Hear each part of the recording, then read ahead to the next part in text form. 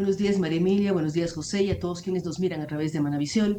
Es importante lo que usted menciona. FIDAL siempre trabaja por educación y este último año hemos trabajado en el Foro Permanente de Exministros para analizar el desafío que tiene el país en construir escuelas empáticas y seguras frente a la situación que vive el Ecuador. Durante estos meses hemos trabajado con diferentes exministros de educación, además con participaciones de la UNESCO, del propio ministerio.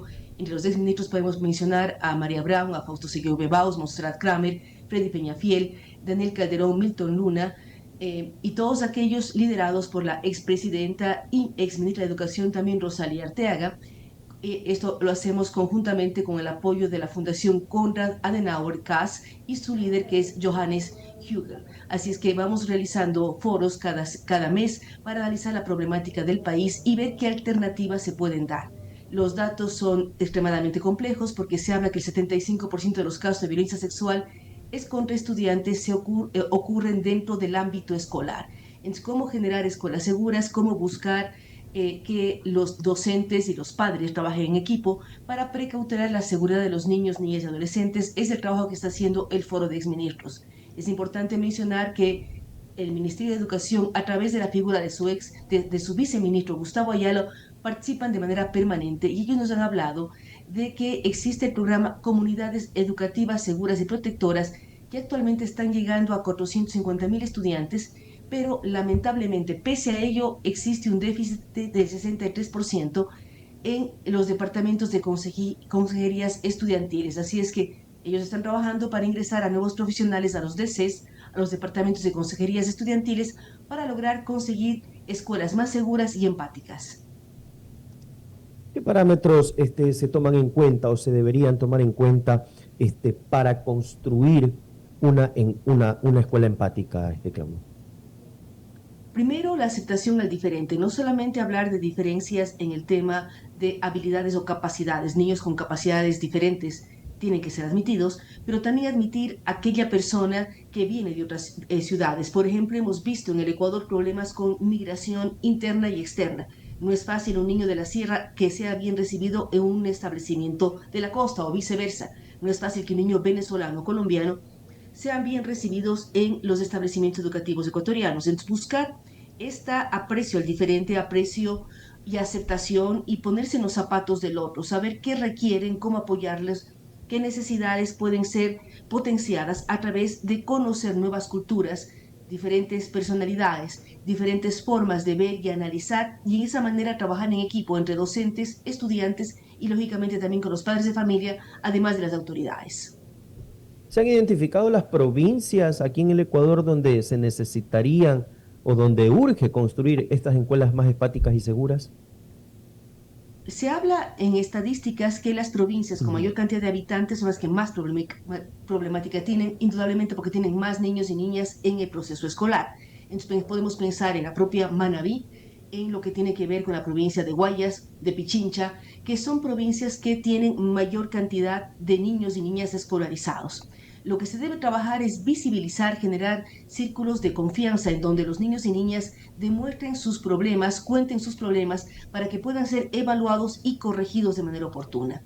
Por esta razón, cuando hablamos de UNESCO o hablamos de una serie de entidades que están apoyando y están siendo parte de las reuniones de FIDAL, ellos nos están dando una serie de parámetros que nos permitirían trabajar y compartir testimonios de diferente manera. Recalcar que la educación socioemocional debe ser vista como un pilar central del sistema escolar es lo que señala Tatiana Villegas de la UNESCO, quien dice, uno tiene que mirar la parte psicológica.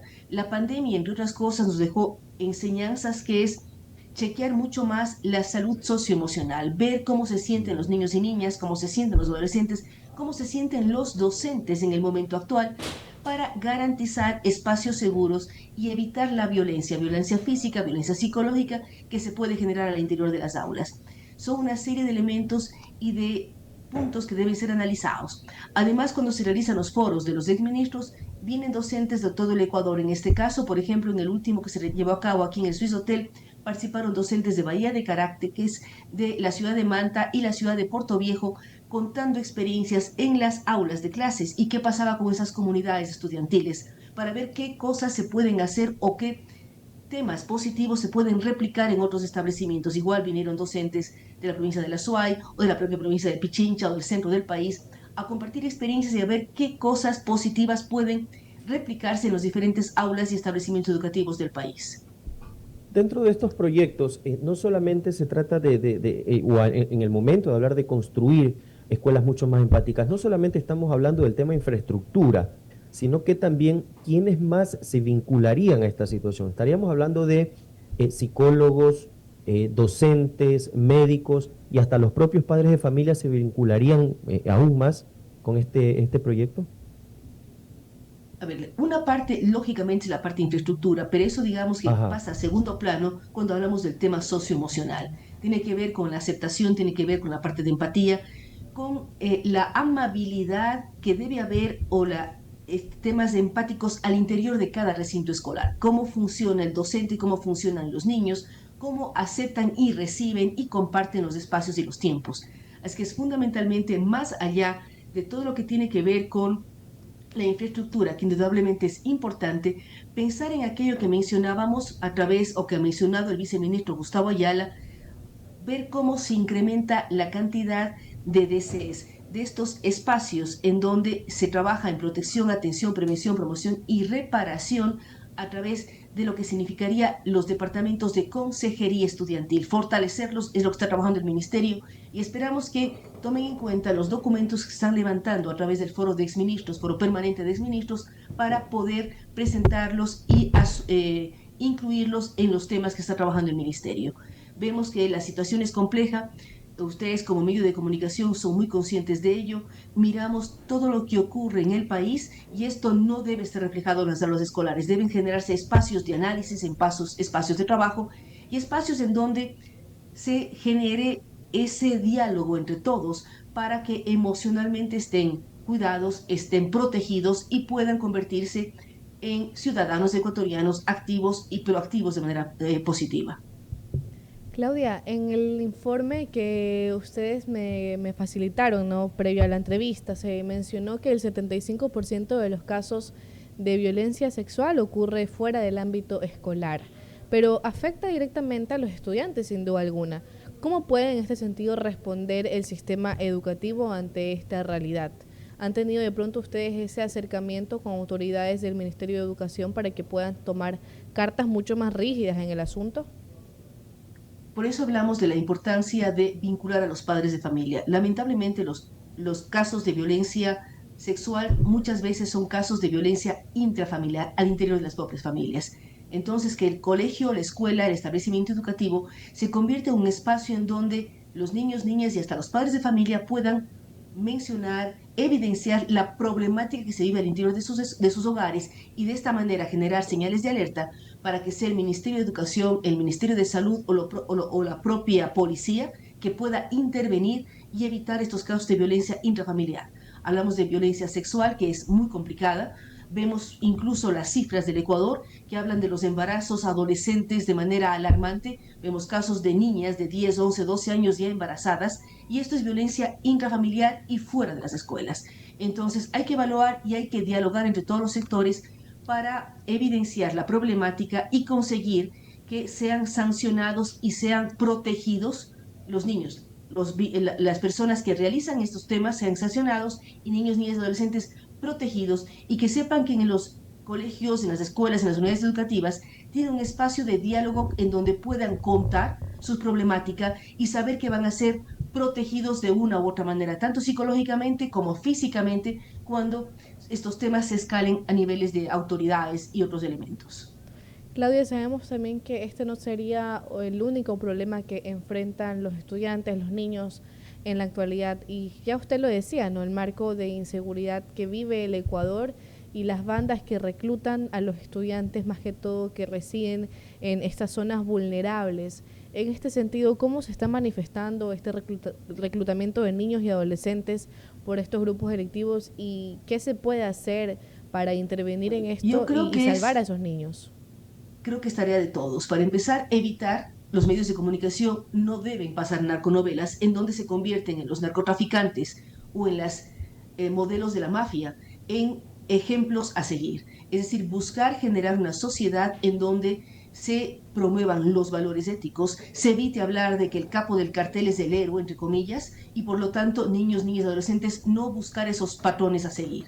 Hay que trabajar en equipo, se está haciendo una serie de análisis para ello y también trabajar con los niños y niñas al interior de los establecimientos educativos para buscar desarmar los temas violentos, inclusive en el tema de la palabra, en el tema de los hechos, en el tema de los modelos a seguir, buscar otros ejemplos positivos. En Manabí, por ejemplo, es un sinónimo de excelencia culinaria. ¿Por qué los niños y niñas de Manabí no querer convertirse en chefs, chefs que ganan galardones en el mundo entero?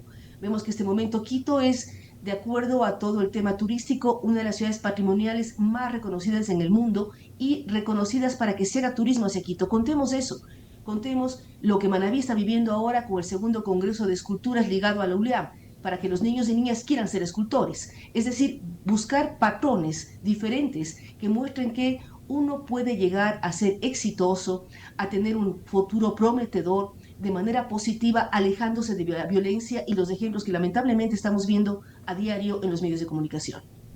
Claudia, usted habla también, acaba de mencionar trabajo en equipo, pero este trabajo en equipo también debe ser coordinado con la justicia ecuatoriana. ¿Ha habido acercamientos o habrá algún tipo de acercamientos para que el tema no solamente quede en prevención, sino también en sanción para quienes afecten el desarrollo de los niños y adolescentes? Primero, es importante que ustedes sepan, el Foro de Exministros de Educación busca recomendar y aconsejar al Ministerio de Educación. O sea, es un eje que funciona en base al eje de educación en el país, tomando en cuenta que educación es fundamental para el desarrollo, para el progreso y para todo lo que el Ecuador necesita al futuro y al presente. Así es que ya las autoridades verán si es requisito invitar o incluir a las autoridades vinculadas al tema justicia.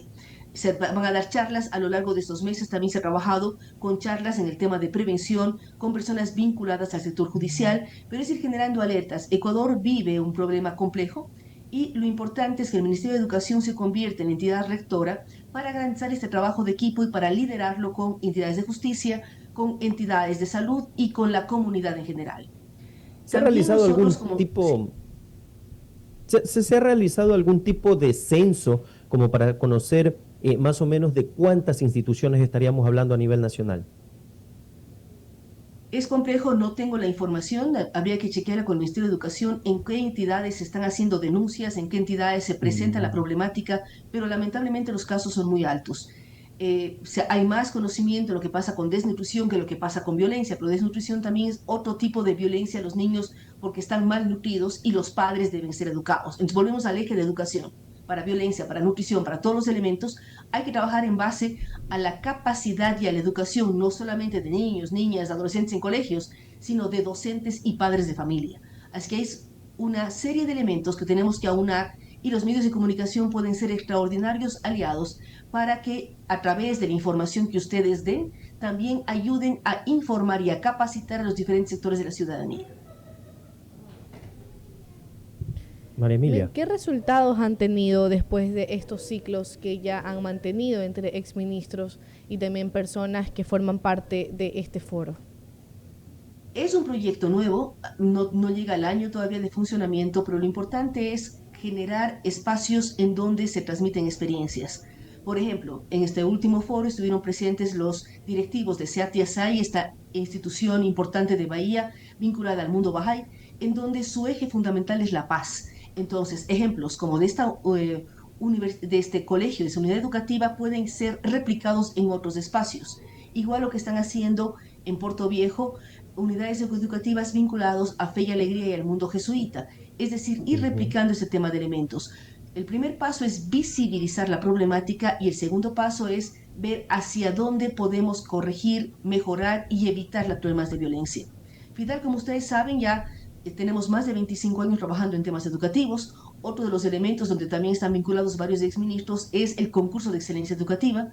Precisamente el próximo 15 de octubre, la próxima semana, se premiará al mejor docente del país, porque es hora de también, y nosotros ponemos énfasis en eso, los últimos 17 años hemos premiado a docentes porque existen profesores muy buenos en el Ecuador, excelentes, extraordinarios, que merecen ser premiados y sus prácticas replicadas en las aulas de clase de todo el país. Son varios elementos, así es que quiero invitar también a la ciudadanía, van a participar establecimientos de la provincia de Manabí, va a estar presente la ULEAM, va a estar presente la UTM en la feria, así como una serie de universidades y sobre todo conferencistas nacionales e internacionales para capacitar a los docentes, capacitar a a las unidades educativas, pero sobre todo al universo educativo donde participarán colegios, autoridades, padres de familia y estudiantes a lo largo de 2 días, 14 y 15, premiando el día 15 a los mejores docentes del Ecuador. Recordando que el premio para el mejor docente son $10,000 en efectivo y que este año participaron 237 proyectos que involucraron a 489 docentes. 85 proyectos iberoamericanos de 15 países y al momento tenemos 44 semifinalistas nacionales y 31 semifinalistas iberoamericanos que estarán presentes para este premio y lo importante es que sus prácticas, sus recomendaciones pueden ser replicadas en cualquier establecimiento. Recordar también que a lo largo de estos años docentes premiados por FIDAL han participado en el premio mundial que es Global Teacher Prize y han demostrado que entre los 50 mejores docentes del mundo también estamos los ecuatorianos. Oiga, ¿y qué parámetros se toman en cuenta para esto de premiar al mejor docente? Me parece un tema importante e innovador esto de premiar al mejor docente también. ¿Qué parámetros se toman en cuenta? ¿El proyecto de qué constó o cómo se realizó esta selección? A ver, son diferentes tipos de proyectos en todo el ámbito educativo. Ajá. Tienen que ver con inclusión, tienen que ver con ambiente, tienen que ver con matemáticas o con lengua y literatura. Los proyectos, lo más importante es que se están ejecutando, es decir, los proyectos ya están ejecutándose y los evaluadores pueden mirar las repercusiones, la trayectoria, la replicabilidad y si efectivamente los proyectos consiguieron mejorar la calidad de educación. A lo largo de estos años primero hay un jurado nacional integrado por exministros como Fausto Segovia Baus, la propia Alegría Crespo, la actual ministra de Educación, ha sido varias veces jurado de FIDAL, varios expertos en docencia como José Brito Albuja, o como María Novoa, o como Mireya Brito, o como María Isabel Peñarrera, todos ellos evalúan los proyectos ecuatorianos que llegan y son presentados en FIDAL. Precisamente la nueva convocatoria para el 18º concurso se presentará el próximo 15 de octubre. Se premia al docente y se lanza la nueva convocatoria. Recordando que el ganador gana $10,000 en efectivo, que es un premio entregado por la Universidad Internacional de La Rioja y por UNICEF, y también al mismo tiempo se premian a los docentes iberoamericanos. El docente iberoamericano que gana, además de venir al Ecuador a recibir el premio, recibe $5,000 en efectivo, igual entregados por UNIR, UNICEF y Diners. Es decir, es una serie de elementos que ganan. Además, ellos ganan becas y pasantías en diferentes establecimientos educativos de primer nivel.